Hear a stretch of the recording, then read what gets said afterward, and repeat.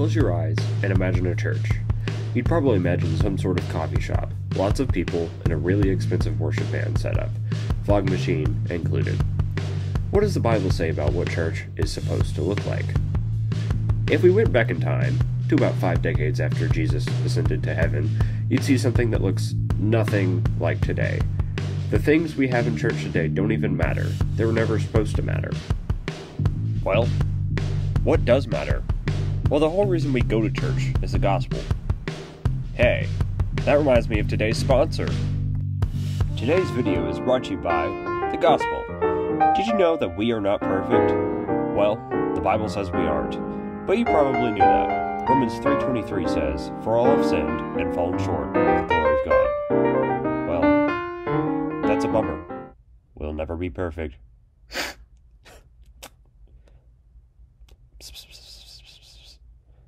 But wait, there's more.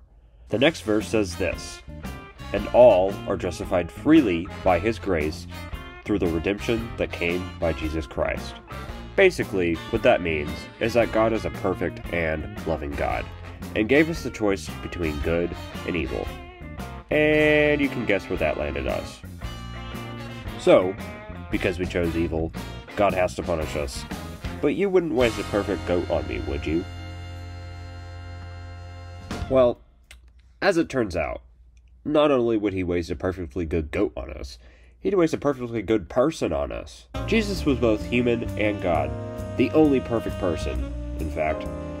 Jesus came to earth, set some fire lines, dunked on the devil, I'll explain later. Then other people were like, hey, I don't like that. So, they killed Him. But, He rose 3 days later. Because He was perfect, His death marked the ultimate sacrifice.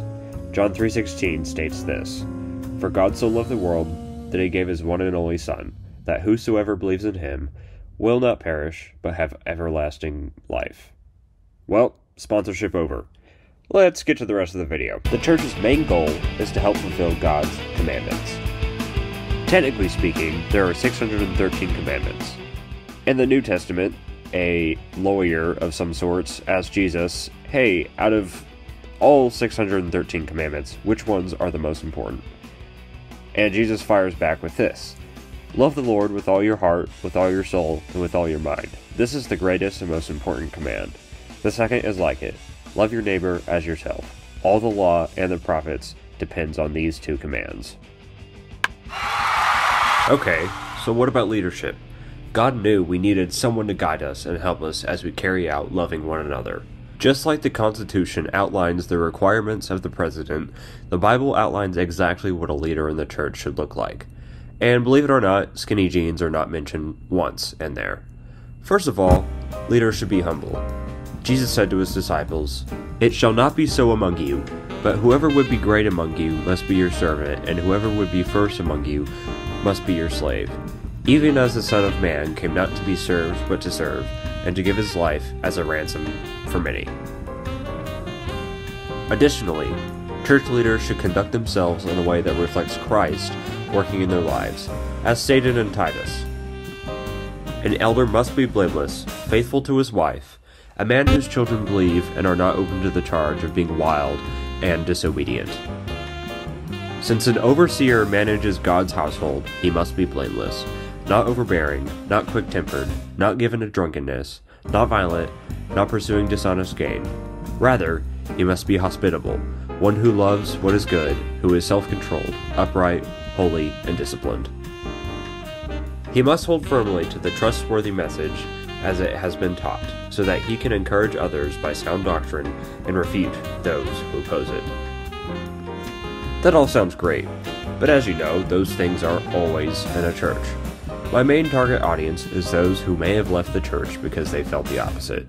I also made this for those in church and are upset with the actions of church leaders. Yeah, we are all perfect. The gospel is for everyone, however, everyone forgets that. So, what should we do? Well, if you're outside of church, you now know what church is supposed to look like. If you're in church and you're thinking, hey, that doesn't happen in my church, there's a couple things you can do. First, you can reach out.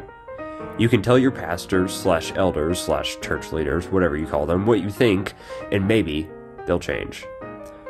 Second, if not, you can leave. Your faith is not worth compromising. There's plenty of churches that care about the integrity of your faith. But again, to those who have left the church, I encourage you to keep looking. God does want you to have community and relationships built in love. All in all, it's important to remember the difference between God and people. And remember that Jesus commissioned the church and loves the church, so we should love one another as a product of that, and follow the guidelines/wisdom directed by us. Thank you for listening.